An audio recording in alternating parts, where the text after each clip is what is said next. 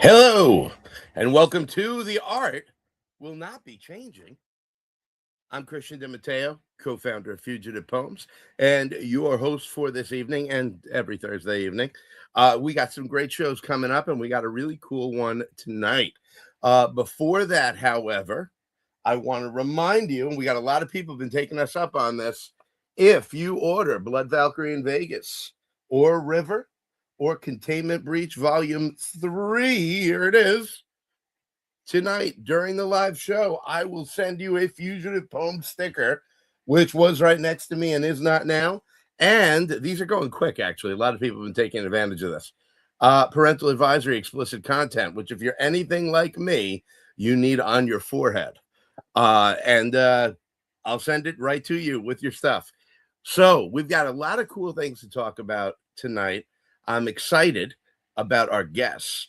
I grew up on comic strips, and they were essential to me. And it got me to thinking that, we haven't talked about that format and its modern equivalents on this show. So without further ado, let me jump right in. I'm going to bring up John Kanakry. Oh, now I asked you how to say it, and now I don't remember. Now you nailed it. Oh, good. All right. And Aaron Brown. And Good welcome. evening. And our good friend, Michael Grassia, who's had us on his show. And by us, I mean the Royal Me. And James Lyons, co-founder. We have got Evan in the chat already, our good friend Evan, who designed the sticker that I'll be sending you when you order, that I can't find on my disaster of a desk right now, but it's on his forehead in the picture if you look at it right there. Gentlemen, how are you guys doing? Doing good. Right. So far, so good. Well, so far. So tonight we're going to talk about comic strips. I tried not to make too many jokes about stripping in all my advertising, but I failed. And these unique ways that you guys are getting your comic work together. So, John, I'm going to start with you. Can you tell us a little bit about your publication, A Kid in a Comic? Yeah, it's a collection of independent artists who I shouldn't say independent artists because a lot of them have worked in the major industry, but their own independent work in a collection. An anthology that some are month to month or issue to issue, and some go on. We run 7 issues a year, bi-monthly, every other month, and then a bigger holiday issue. Over 30 artists, inkers, colorists, a number of people, letterers on our publication, and we've been at it over 2 years now, going on 3. So pretty excited about it.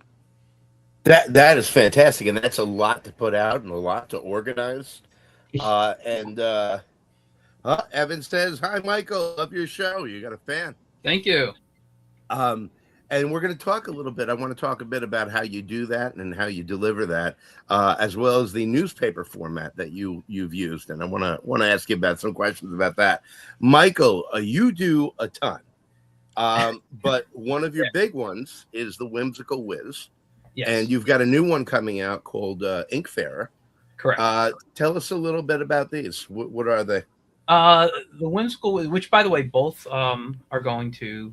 Well, the Whiz has been running in John's A Kid in a Comic, and I'm stopping that at the end of this run.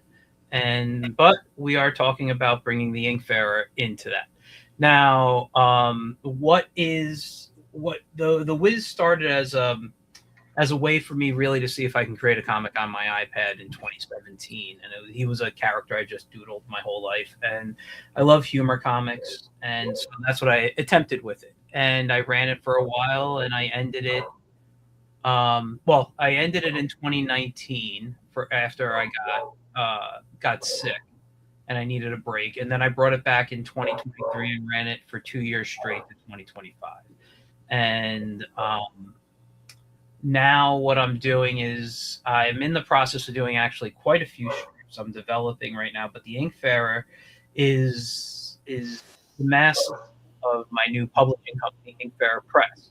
and I've been wanting to do a book with him all about you know art education, because I have a vast background in art education. And one of the things I want to do is a how to draw, like make comics, and have him the guy. So that's what I am now developing to put out in John's paper, in A Kid in a Comic there, where we're going to have a how to draw section, hopefully. We will. We will. How to draw section, and it'll be hosted by the Inkfarer. Very cool. Yeah. We've got Mark saying "ha strip." Now I get it. He also says hello, everybody.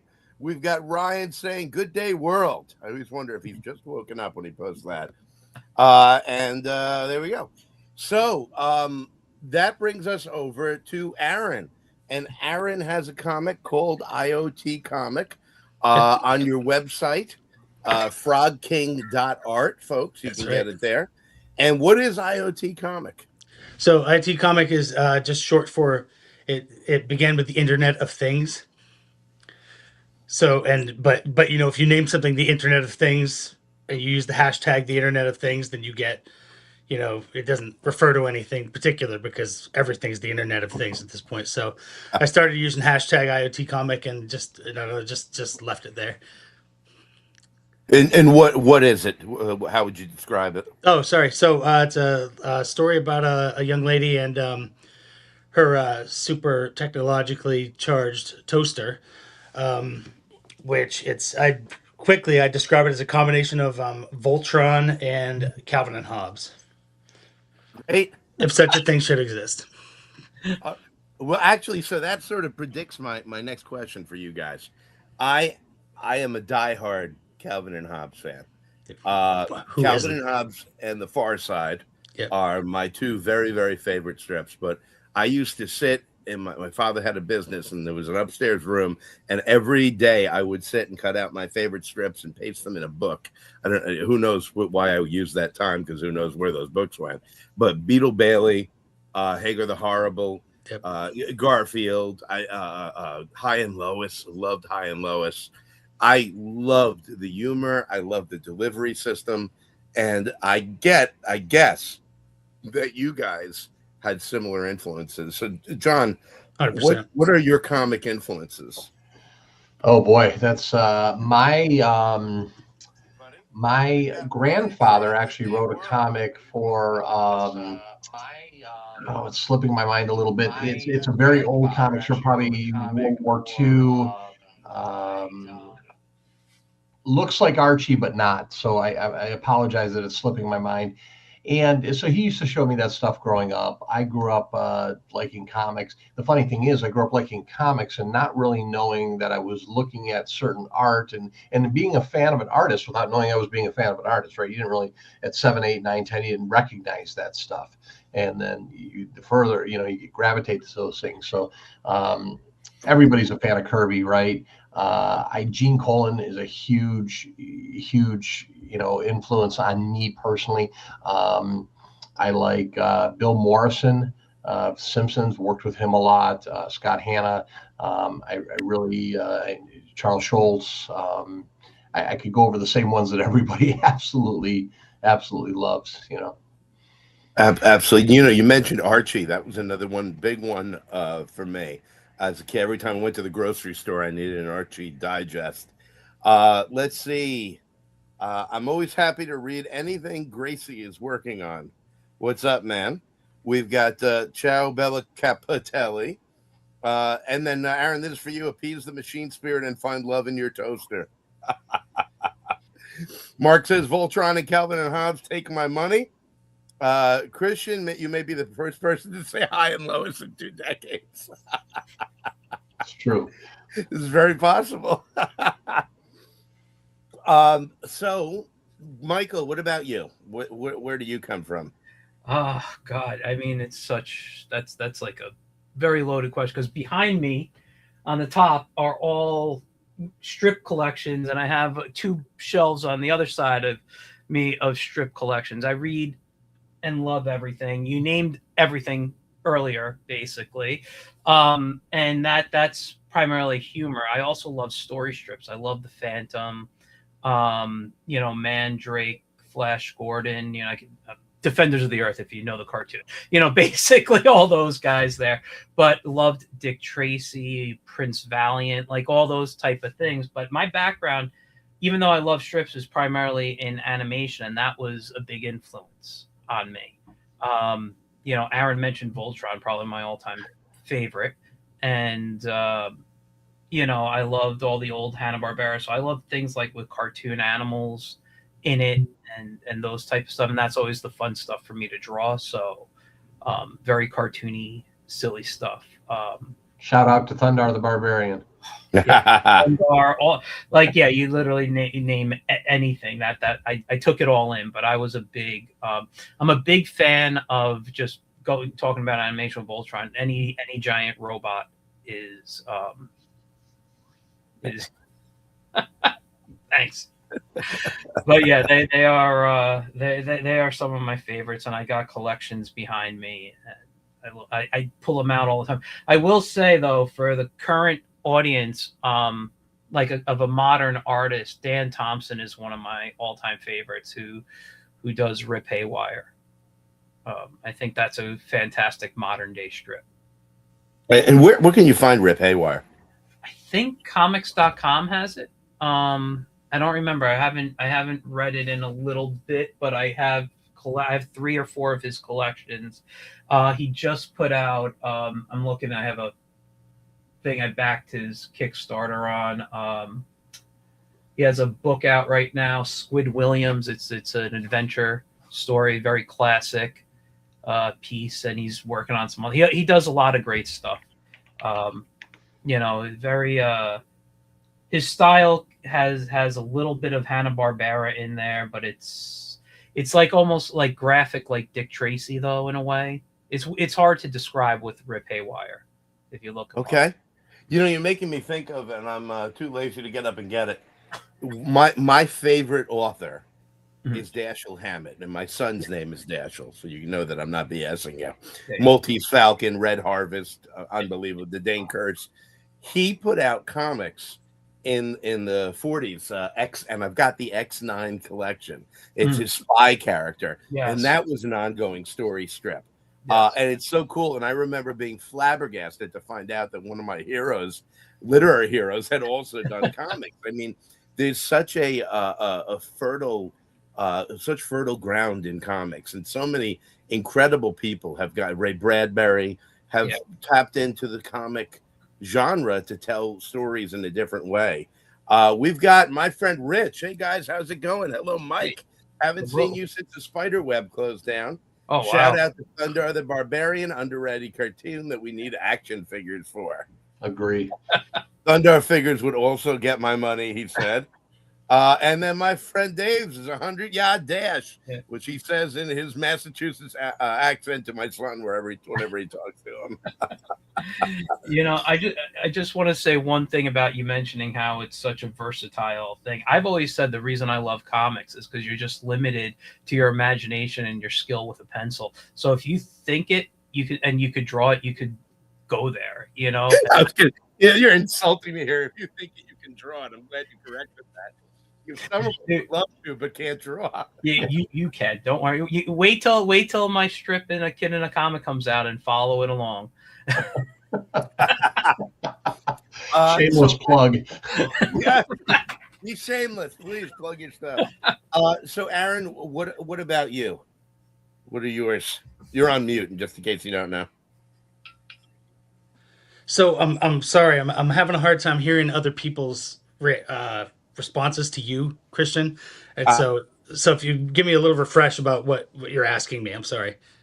We were asking you the last dirty thing you did in a movie theater. Oh, yeah. I was with Paul Rubens, and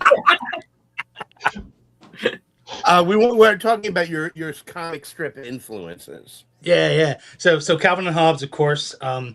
I grew up like you did, reading the paper. Getting up in the morning, you have the breakfast cereal, and pulling the comics page out and reading it, and especially on the weekends. And at some point, I kind of got interested in the idea of like Mark Trail and Mary Worth and all the boring comics, which probably a lot of people skipped. But just the idea that Prince Valiant, of course, which was excellently drawn, but kind of slow for didn't have punchlines or anything like that. So I got interested in that idea of of the serial comic. Every 3 or 4 panels is a new strip, and I was reading Doonesbury, and I realized that Doonesbury is quite the same thing, except that Doonesbury does have punchlines in every single strip. I don't know if you can find a collection of Doonesbury, like it's the Doonesbury Chronicles, which the guy wrote during like basically Vietnam years, and the way the story develops over the like years of Doonesbury is pretty incredible, and it just got me thinking about how story arcs are created in comics, and I wanted to do something that had punchlines, but yet developed a longer arc. Okay. That's it. So you keep the story going, but you make sure it's not Prince Valiant. Yeah. I always had trouble with Prince Valiant because it was so low impact by the end, by the Yep. fourth panel, that I never remembered the next day what was going on. Go back to the Master real quick, Bill Watterson. The thing is, if you start reading Calvin and Hobbes in order, Yes. there are arcs. I mean, there's multi strip arcs. They're usually only about a week. Like they usually will go from like Monday to Saturday, but they'll be continuous throughout that week, and then something else will start. And that was another thing that. Right, Calvin's noir character, his spaceman character. Yeah, They went yep. on adventures. Yeah, and it'll like culminate on a Sunday and then start over. But he definitely was writing some sort of serial arcs in there aside from just the regular punchlines daily. We've got Mark saying, I'm still laughing at the Paul Rubens joke. Evan suggested Poodle with a Mohawk by Linda Barry.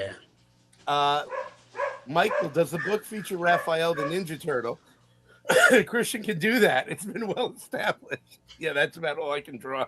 It's funny. We went to the Met today. We took the kids to the Metropolitan Museum of Art because there is like a once in a lifetime in America Raphael exhibition, and it was mind blowing.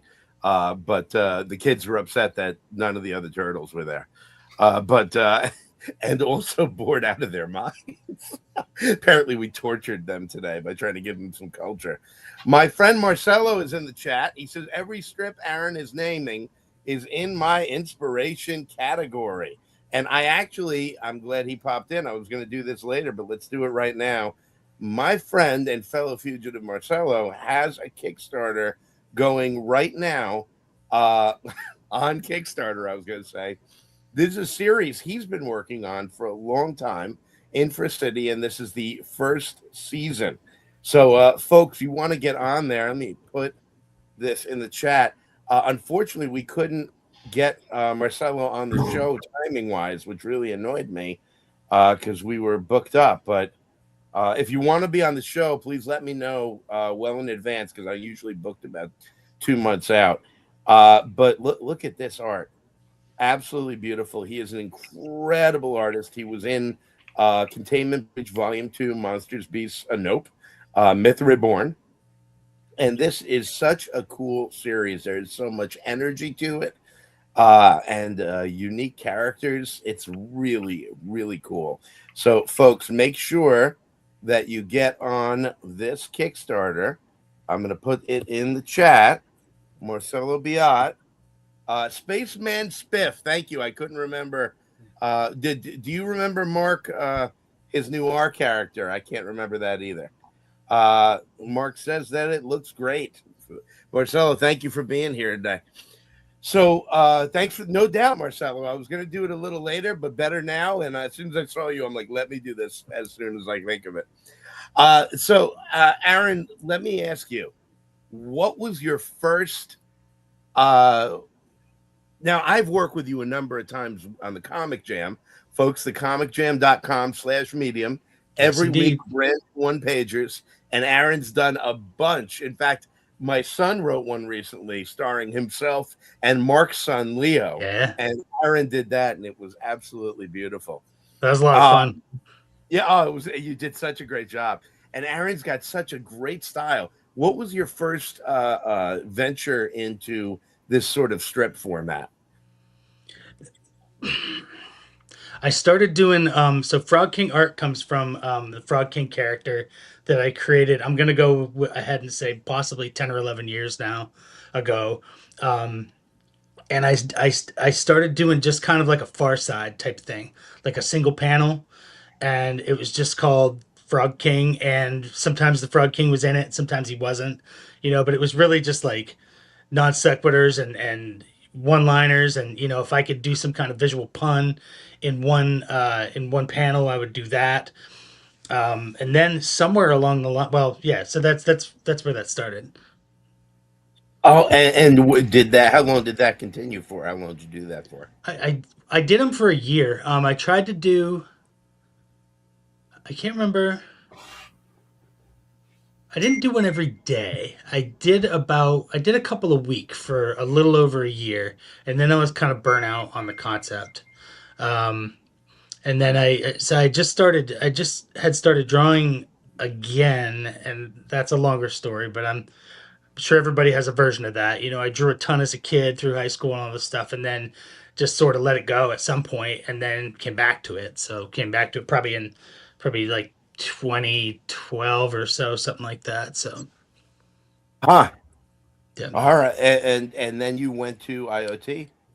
Yeah, so I had the idea. I want to do like a Voltron made out of appliances.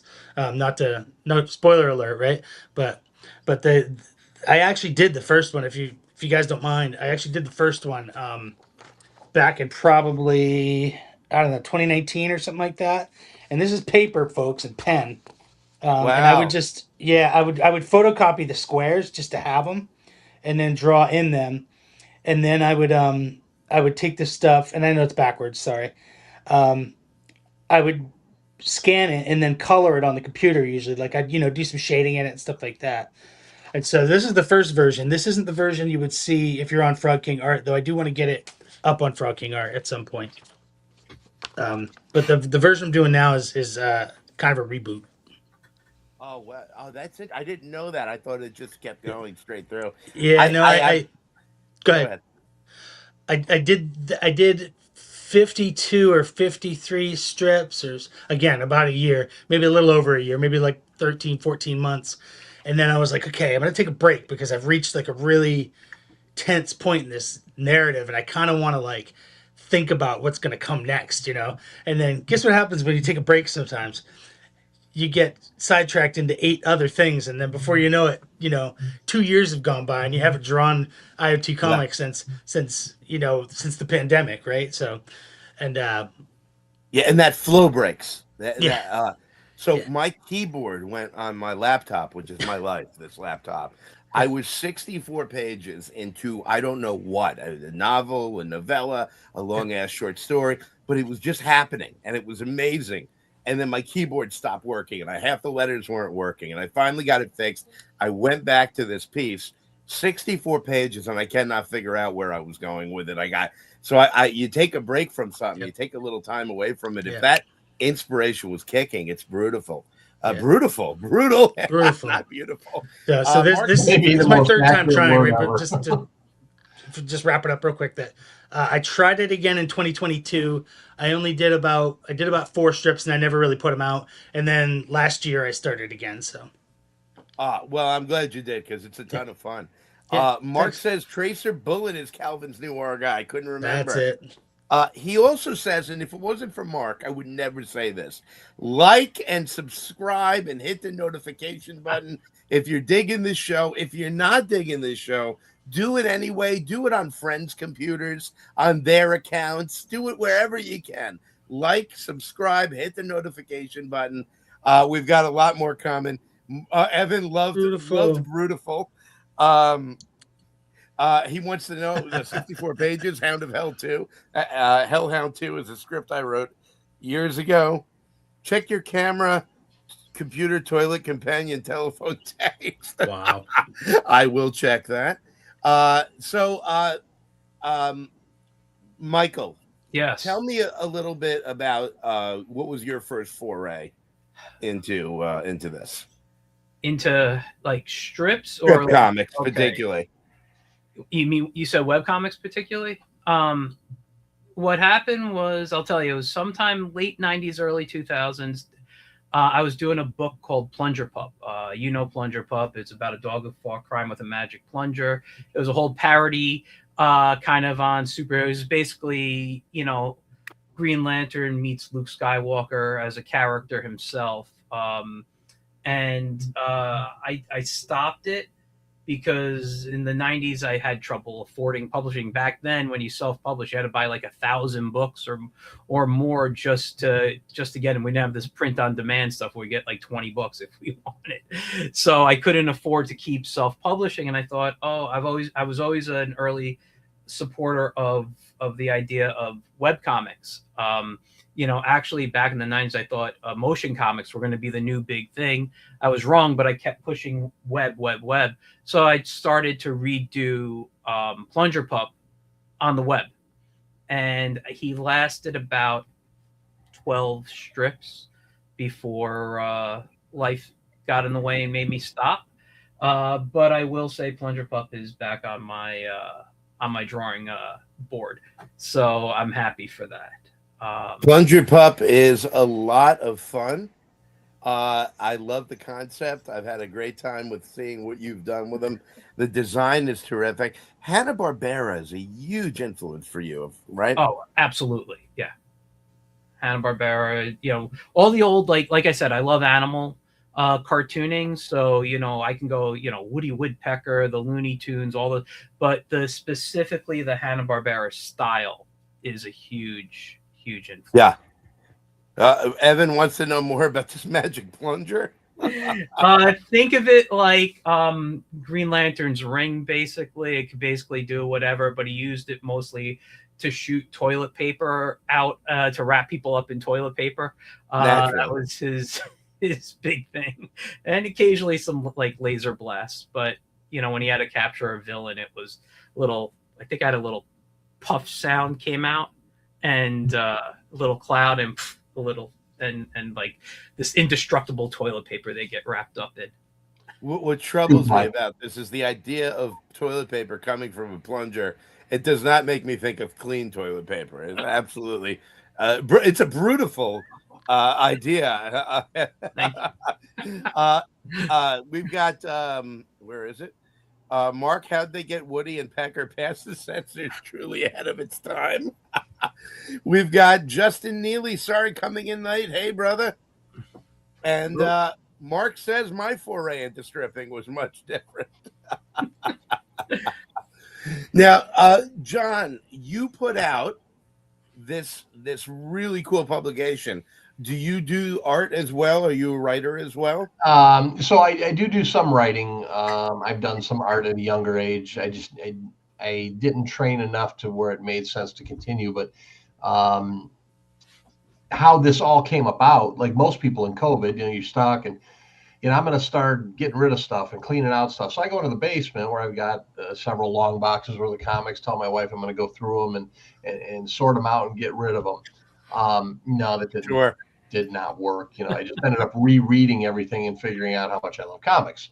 So started making my way back up to my local comic shop, bringing the stuff back and this and that. I'm downstairs and she's upstairs, and I have a new crisp book from the shop.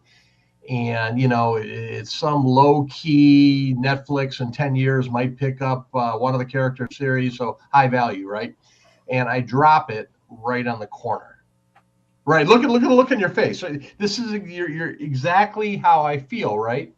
I am cussing and swearing and going, what? And my wife, you hear her feet scurrying to the staircase, looks, down there and goes, hey, you okay? Thought I, hurt myself or something. I said, no, I dropped a damn comic on the corner. And she goes, are you an idiot?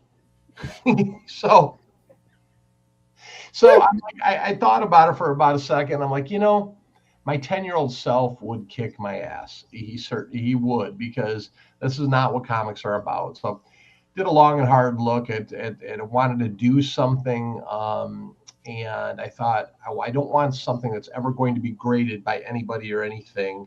I want to be able to bend it, hand it over, read it in the shitter, whatever. And it not matter. Hand it, my parents grew up. They had a little magazine stand in the bathroom, and it was filled with Archie comics. You know, that's how you passed your time, if you would. No phones.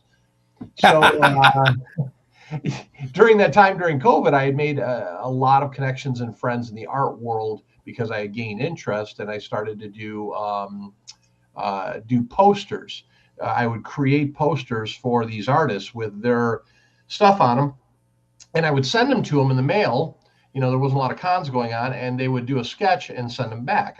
Matter of fact, I have them on my wall here. So let me show you.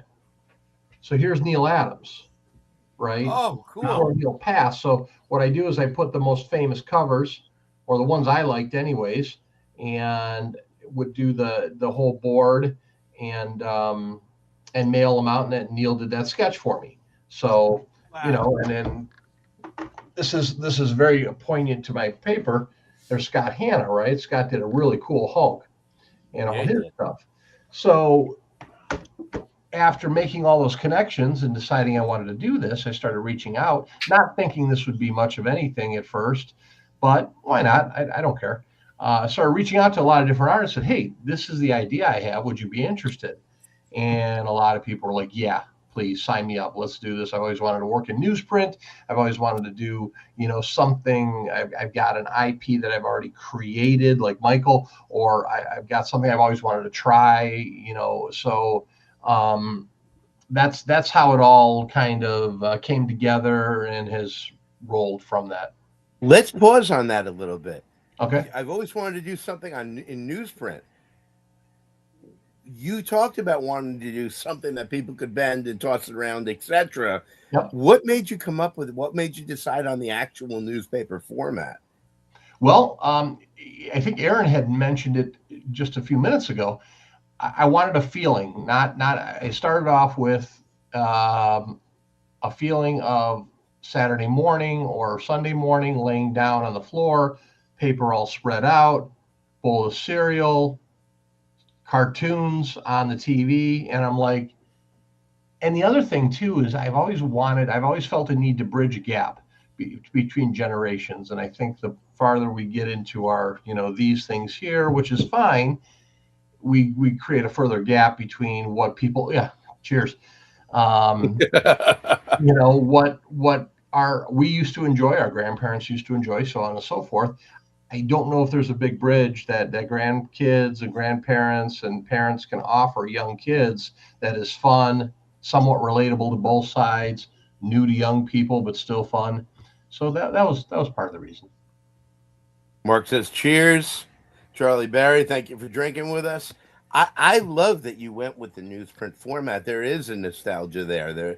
And the smell. It's seminal. The smell of newsprint is awesome. Yeah, it's foundational to so many of us who went in different directions, maybe with our comics, but we were there. I wonder, maybe that's a question I should start asking everyone that comes on the show, is what their connection to strip comics are. I think that's so important. Now, you are with Filbo Distribution. Before I show that, you've been distributing these before then. How were you getting them out there? Well, so there's two ways, right? Subscription based, which is still a large part of our consumer distribution, and I will have them shipped into me. They're printed in Paris, France. And the reason it's France is because nobody does a really big format here at a print on demand scale, right? So when this is opened up, and I have a paper right here, this is what it's like folded up. But when hold on. Yeah, no problem. There we go. So when it's open, there, by the way, is our Whimsical Whiz. But when you open this up, this is what you're looking at. Like this is a sizable format. I just opened up to the center frame, which happens to be our black and white. It's a sizable format. I just opened up to the center frame, which happens to be our black and white. So that's why we get it printed there. They send it to me. I put them all in an envelope, send them out to the subscribers. I have turned over the retail distribution to Filbo. I direct people there, although there are some people I still send out that come through me individually. But I do, all the hands-on work with that. So, folks, if you don't know, Phil Russert, who was so sorry he missed last week, we're going to talk about a deadly grandpa wiping out people or kidnapping his granddaughter with Phil Russert, and Phil had a family emergency and wasn't able to make it. So James and I tap danced for an hour, but we'll have Phil back on. But Phil is behind Filbo Distribution, and this is his answer to Diamond, which folded brutifully. I'm just going to keep using the word. And if you go to filbodistribution.com, you can see all the latest catalogs, which you can bring to or tell your comic shop to get. The cool thing about Filbo is there's a real focus on independent comics, which Diamond was really gatekeeping against. So we are in here, which is cool, with Folklore for the Uninsured. It's a great cover by James Lyons, my partner in crime and artist extraordinaire, who can draw more than just a Ninja Turtle. This is issue 2 of Folklore for the Uninsured. This is a wild sci-fi fantasy, and John, and all of you, we're gonna talk about this a little bit, adult-oriented comic series. But go to Filbo Distribution, go to your comic shop, tell them you want them to do business with Filbo, and you can get a kid in a comic. We've got Charlie telling us about some backfeed in the audio. Evan says, "Is that when you get banished to the backyard for dinner because you may not have been being a little turd?" Ryan says, "Hope all is well with Phil." Thank you. James Lyons is the man. Agreed. And by the way, John, we got a fellow newspaper sniffer in the audience. Charlie says that's where the strip comes from in strip comics. So, John, I'm going to get back to you on this, but I'm going to jump over to Aaron and talk to Michael, who I know there's been a debate for him as well. Aaron, is your comic family friendly? And I know the answer: Internet of Things. Yeah, I would say it is, and it, I think it derives from the style of it more than anything. I just, these characters don't swear because they don't look like they'd swear, and it's the robot, the the main character is kind of dumb. He's kind of like a scarecrow, you know what I mean? Where he's new to the world and everything, and just kind of joyful in a lot of ways. And honestly, when I was drawing them with ink, I don't remember if there's any swears in it or not. There might be some asterisk, question mark, hashtag kind of things in there, but no actual words that would be inappropriate for any kid. No nudity in my comic, or really not much relationship, adult relationship stuff at all, honestly. Well, you said no nudity. I'm about to remove you from the show. No, hey, you want to? I'll give you some. Yeah. Why not? Why no profanity? What you said they don't look like that. Yeah. What's keeping you from doing that? Or what's making you feel like it doesn't fit? I think just when I was writing it, it just didn't come out that way. I think there's maybe now that I think about it, when I wrote the first one, there might be a goddammit in there, or you know what I mean? Like definitely might be a hell. But I think I stayed away from the big ones. Just like I said, I maybe because I felt like I was trying to write within the framework of a newspaper comic, and you would never see that in a newspaper. I mean, unless it was like a Crumb comic or something. But right. Well, so Michael, now I know that you've got dark and twisted ideas in your head. Absolutely. But your work has stayed away from that for the most part for as long as I'm aware of. Why that decision from you? There's a couple of reasons. One, I drew a lot of superheroes for a long time, and I don't believe superheroes should curse. I believe they should be someone we aspire to kind of, or someone who should inspire us. They should be better than us. And I know in my daily life, I have a terrible mouth, so my characters are not going to. That's number one. Also, number two, one of the things is what Aaron said was that, I'm drawing, newspaper stuff, and actually that's not true. He cursed in the last movie, which How did you feel about that? I turned to my wife and I said, I'm done with the movie the second I heard him curse. Even though he was Clark and just repeating what Lois said, I still don't think. Oh yeah, I remember that scene. Yeah. Yes. Yeah. So I don't like that.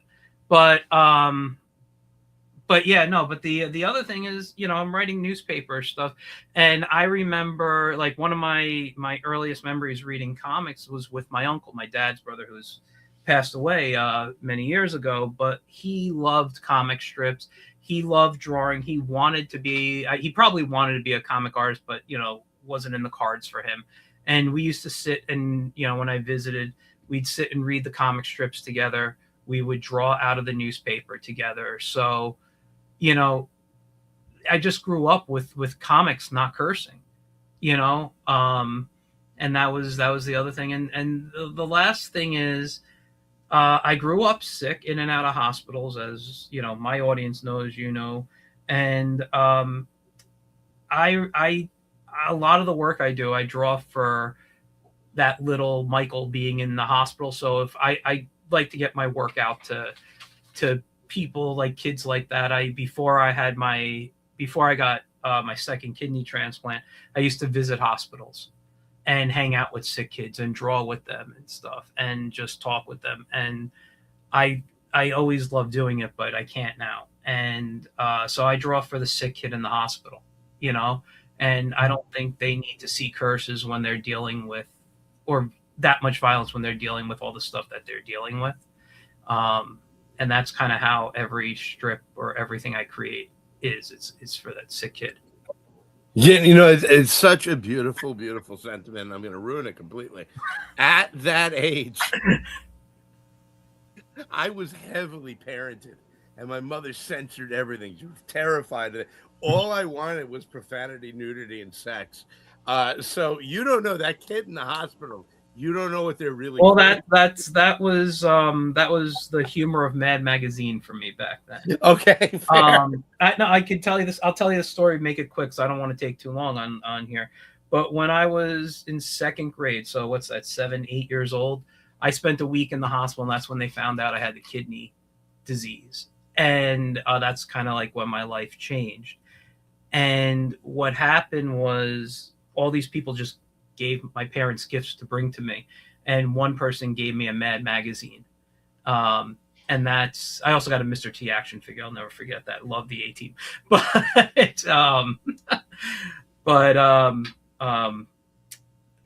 discovered Sergio Aragone's work then, and he became my all-time favorite artist. Yeah. And I mean, I loved everything, and I started reading Mad very regularly, but it was mostly for Sergio, and I became a Gru fan. And basically, if Sergio puts out a book, I own it now. That's kind of how it is. But yeah, it's interesting what stays with us, what we discover, the influence it has on us. And when you get so lucky, especially as a kid in the 80s and the 90s, to get international stuff. I mean, the world wasn't what it is now. I mean, I didn't discover Tintin until much later in life, and I love Tintin. Yeah. But it wasn't really in the cards to get so much international stuff when we were younger. Yeah. So, John, a kid in a comic, I am guessing, I know, uncensored brutality. Every character's nude, and there's murder on every page. Am I right? Yeah, we're educating youth all over the world. No, we do have a spooky section, scary section in the middle, and that kind of cuts the line a little bit. There's been some throats cut and some things done, so a little bit of that. Are we talking like Eerie Comics, Tales from Yeah, the yeah, a Crypt, little bit. Right DC. on the edge of that, I got a great artist, J.M. DeSantis, who does Chadiana, who's like a female swordsmith. We love him. We Yeah, love he him. is just awesome. And then Frank Russo from down in Florida does. He made a strip specifically for ours called Frontline Frankenstein. So the Nazis essentially tore apart a bunch of his unit, and they experimented on putting them back together and turned into like a Frankenstein, and he wants to get revenge. So really cool. But no, I don't know.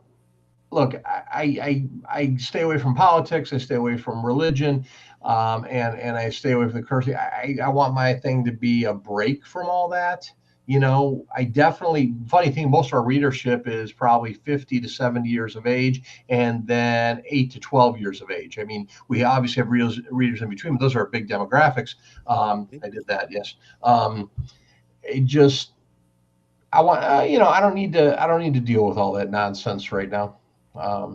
I enjoy it, and there's plenty of sources to get it if you want it. And I read those sources on my own, but I don't bring them to market. That makes Oh, sense. I do have something though that's more along that line. If that's so true. Tell me, we've got Evan saying amen. We all need a break. And by the way, it reminds me, I did have the sticker right here because it's on my Yeti. There's a sticker that Evan made. Trying to give Aaron credit. Evan made from James Line's artwork. I see you. All right, John, tell me a little bit about the Raven. Yeah, so one thing I found, because you don't, as a bystander, not in the comic industry, things surprise you because you don't, there's real people and everything else, but you're a fan. Everybody has a little bit of a horror itch to scratch. It's crazy. You talk to people, and Bill Morrison, who is Simpsons, who's Futurama and all that stuff, and he's, oh yeah, I would love to do horror. I would love Scott Hanna, Spider-Man and just everything else. I'd love to do horror. You know what I mean? So speaking of which, this is a cover by Scott Hanna, a watercolor raven with a skull, really beautiful. But I got people like Jay Fife in here, and my associate editor is J.M. DeSantis, and he writes articles and does stuff, and Steve Wilhite, who does some fantastic art. Oh wow! Yeah, it's really good, really along the Eerie line of stuff. So that is something that readers can pick up and enjoy and not give to their kids, probably, unless you're a really good parent. There is something about horror. That image made me think of Bernie Wrightson a little bit. His Frankenstein. Yep. There's so much. My father got me into everything that I love, except horror. He got me into the Universal monster movies. He got me into Alien, but the Freddy Krueger stuff was not for him. He doesn't like the gore. Yeah. But my buddy Mike Flanagan, it was like when he met me in college, he was like, "You don't know about this stuff?" And I went on a tutorial through all the goriest horror.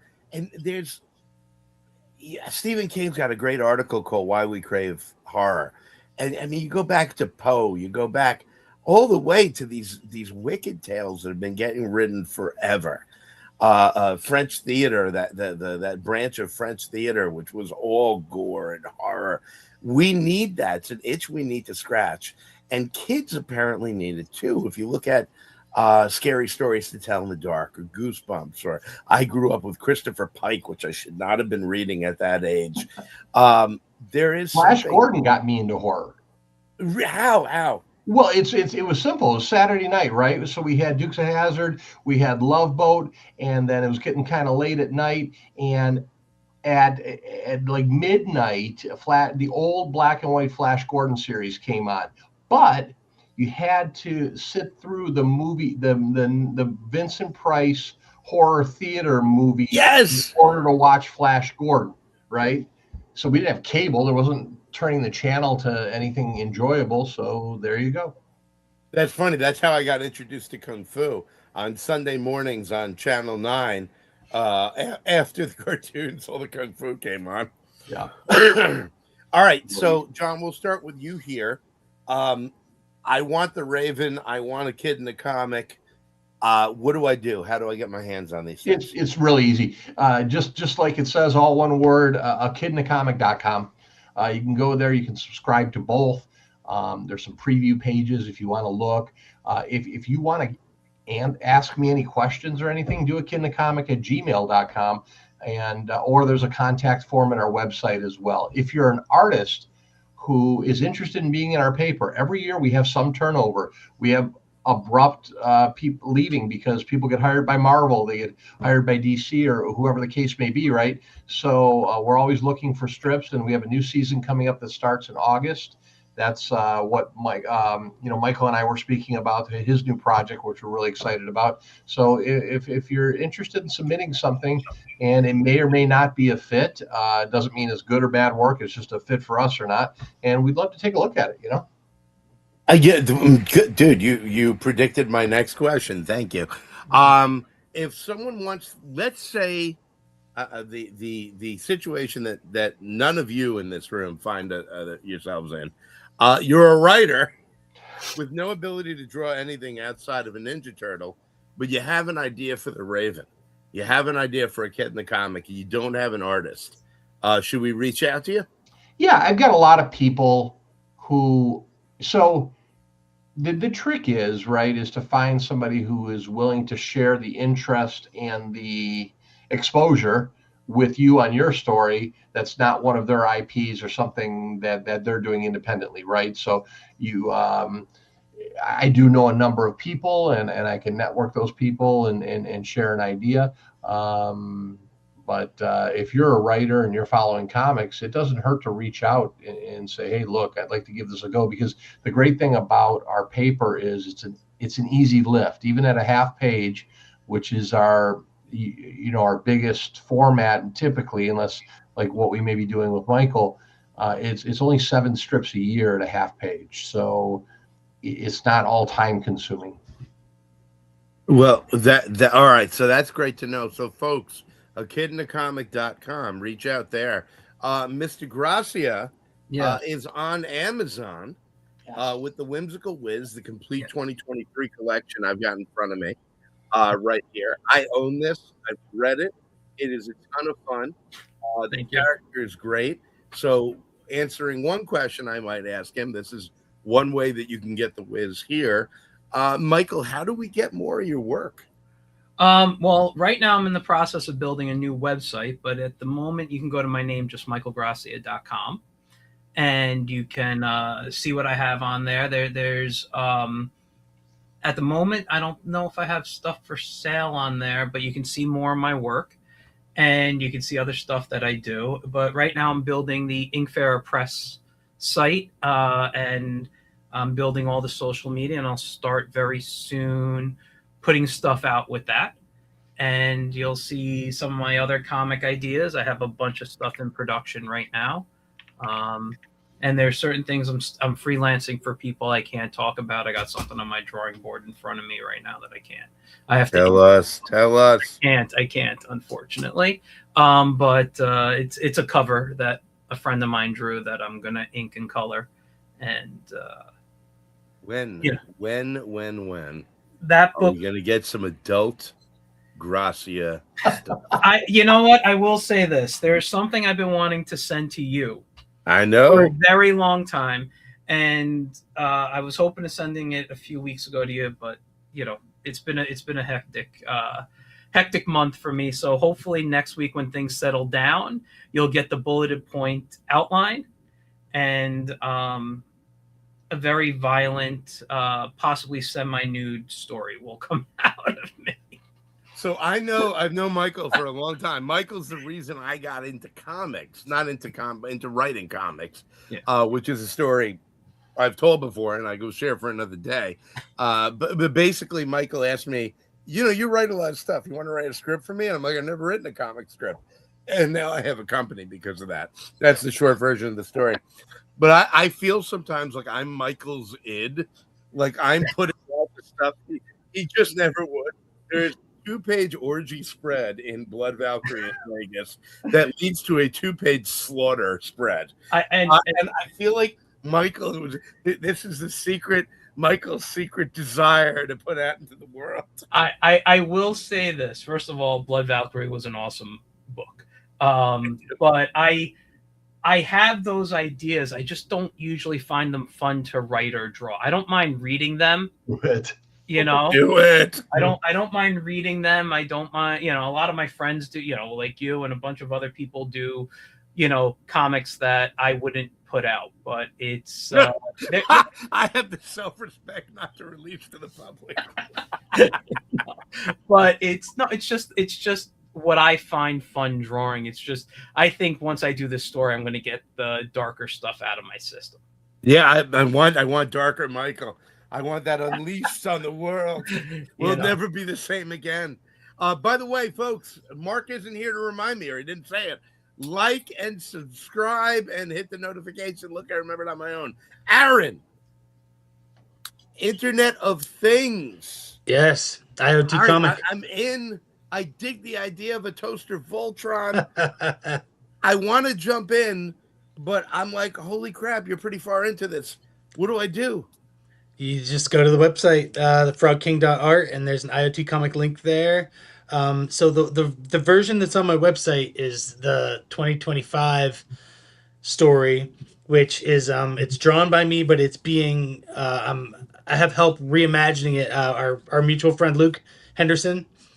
Really? Yeah, I sort of, we sort of threw some stuff around, and I'm like, listen, I'm gonna rebuild this story.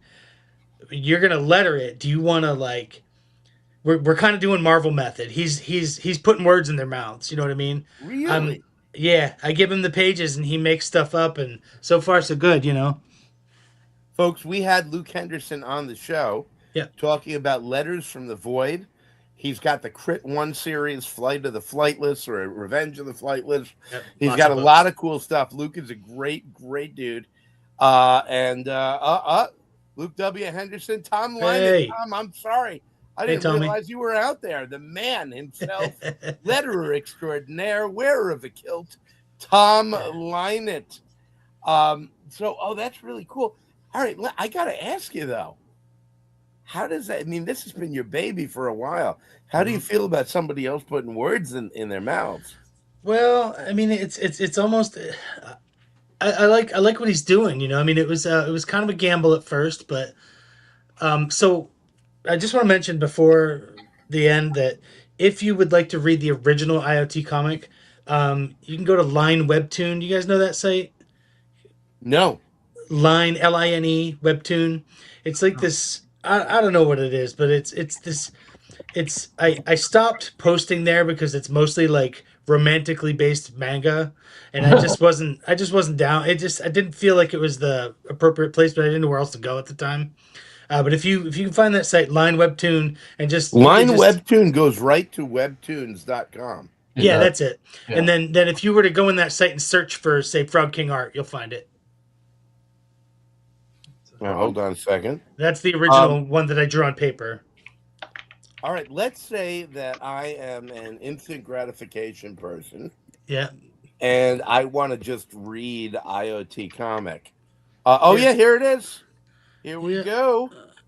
No, that's the Frog King comic. Oh, so this is available, folks. Yeah, that was the original, the one, like I said, one panel, and it's not all of them. It's just kind of a selection of them. So, folks, actually, I probably just put the link in from.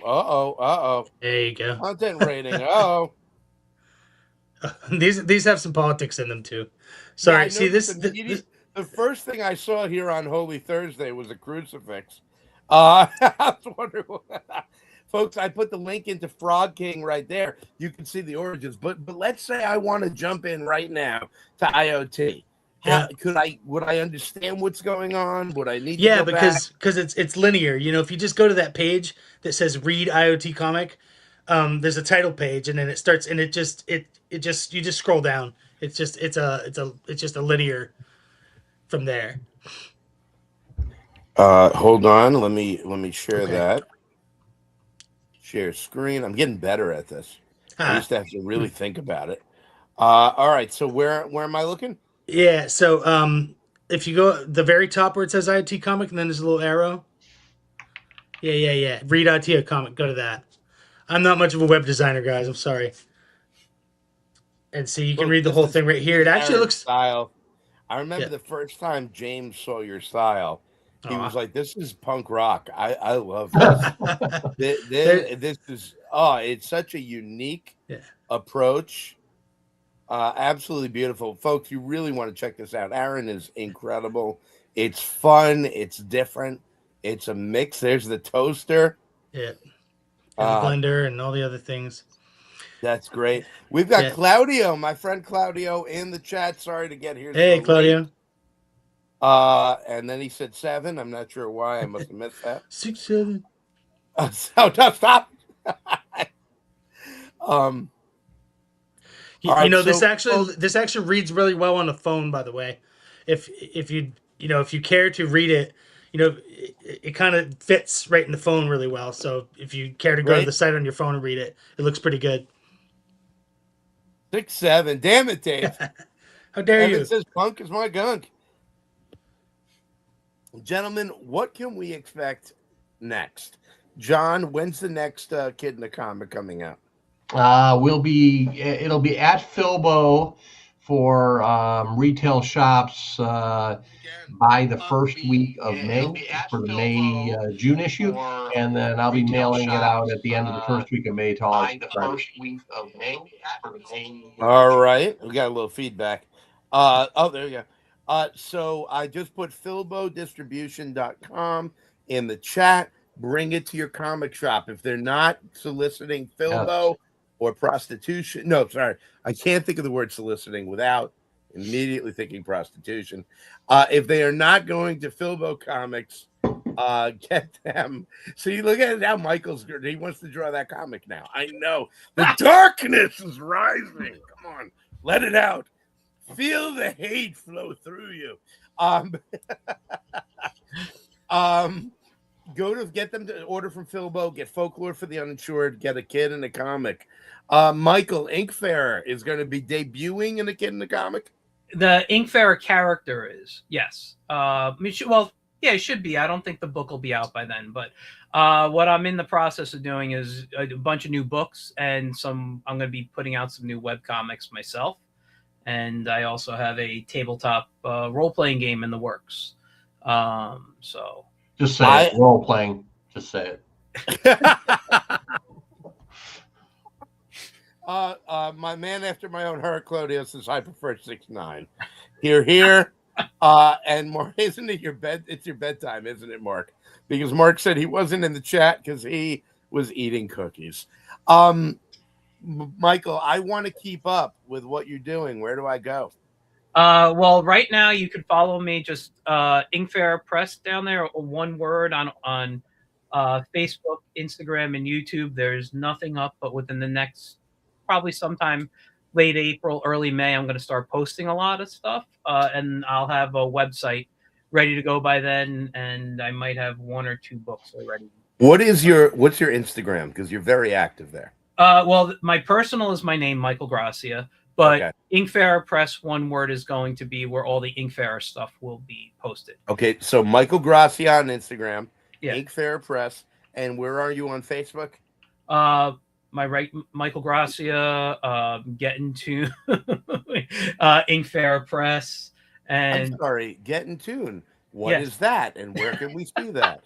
Getting Tune it was my weekly podcast where I talk just like this with a bunch of great people. I haven't done it as often as I would like as the new year started, but I am going to be doing a few this month, and May is looking like every week again. So I'm looking to bring that back. But yeah, it's a very fun weekly podcast. Wednesday nights, usually 9 p.m. Excellent. And your OnlyFans page is which? That one is also Inkfarer. No, I'm kidding. Great question. Dave wants to know, what cons are you guys coming up? I just was up at the Syracuse Collectors Con this past weekend, and my next one is in June, Undiscovered Realm. And I will be at Undiscovered Realm as well.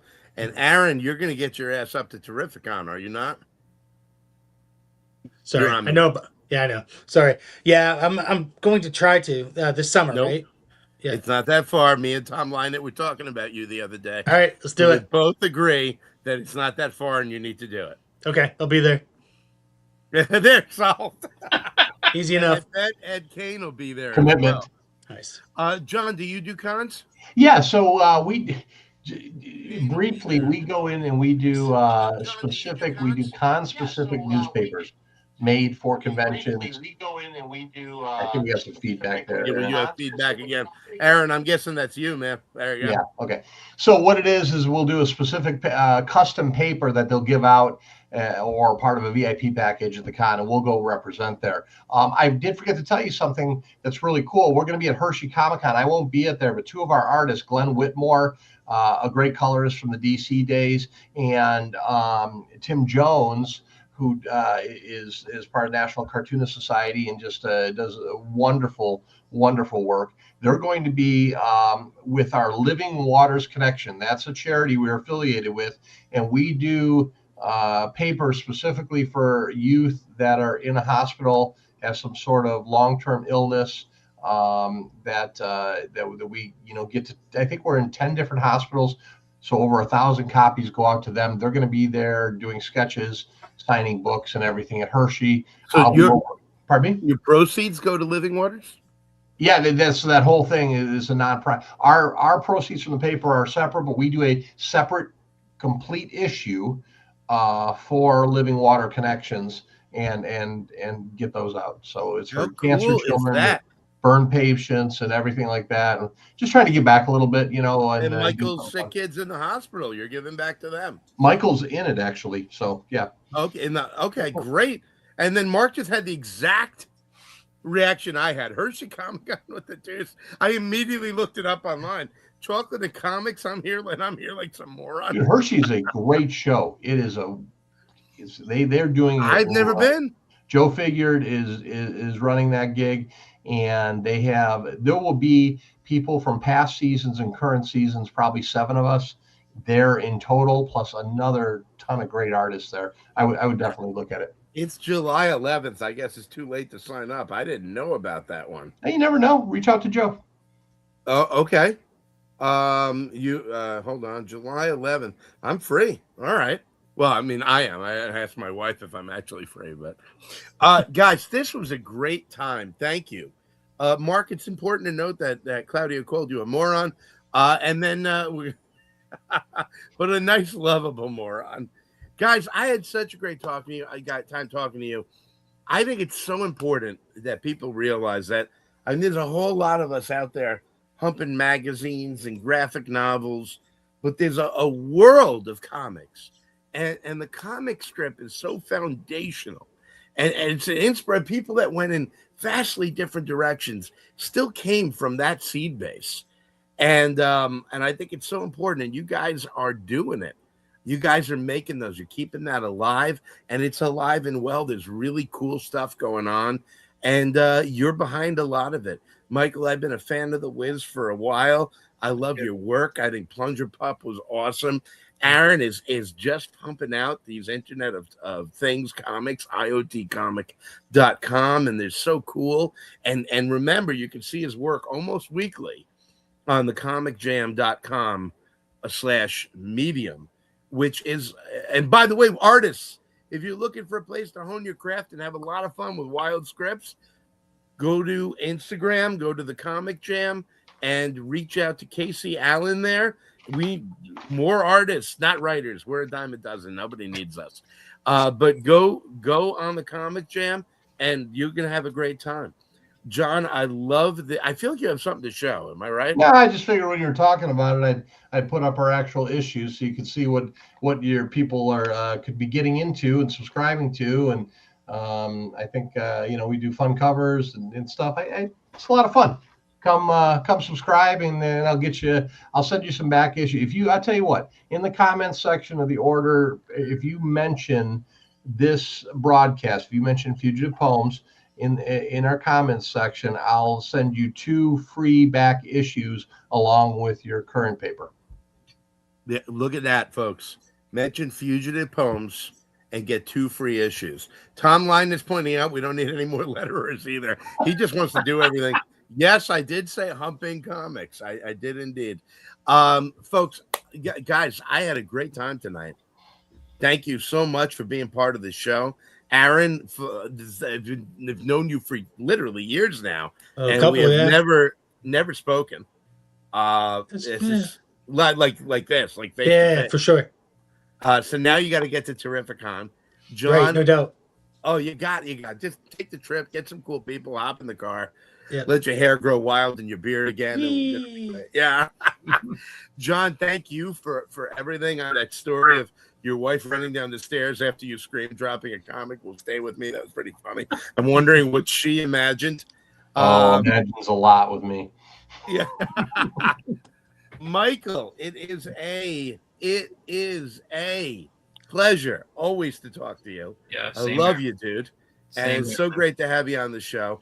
Mark said like, subscribe, and ding Christian's bell. Guys, whatever it takes, I am down for whatever if it brings money in. Wait, no.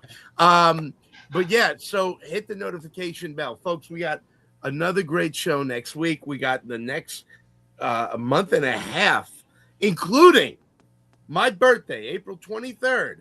Frankie freaking White will be on. Creator of Who Killed Sarah Shaw, Eat My Flesh, Drink My Blood, 21 Fists. Unbelievable creator. And let's see, next week we have on Brendan Albetsky. We had on previously. My brain just broke because we've been going longer than we normally do.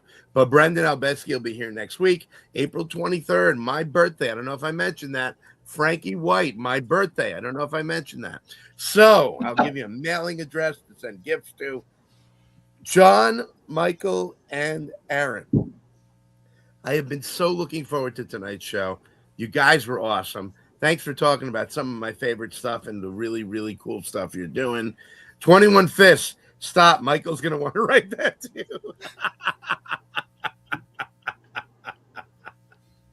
All right, folks.